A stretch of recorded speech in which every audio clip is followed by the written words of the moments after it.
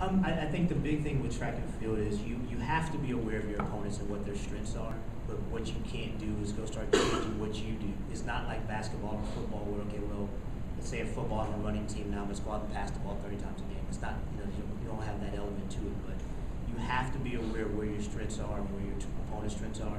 But the big thing for us is we have to go in and take care of the Gators. We can't worry about, Arkansas's got a very strong distance team. They've got some good jumpers and stuff like that. LSU's got some great sprinters and good jumpers and vultures and stuff like that and great throwers. But we have to focus on the Gators and what we do best, because if we get too caught up in what the other team's doing, then we take away from who we are and what our identity is. Yeah, I tell you guys every year, like I tell my team, we're not going to worry about the score. We're not going to worry about what the other teams are doing. There's a computer. That's its job to keep score. We just got to give it a reason to do its job. You talked about the youth on this team, but with those experienced athletes that you have, is there a certain amount of, especially the women who are the reigning champions, is there a certain amount of, lack of a better word, but is there a certain amount of pride they're taking in there as the reigning champions and that they want to go in and do well? Yeah, I'm sure there is, and I don't think that there's ever a time when we go into a meet, whether, SEC meet, whether we're the defending champions or whether we were fifth last year. We talk a lot about the pride of putting on the uniform. When you put that Gator on your chest, it's got to mean something to you.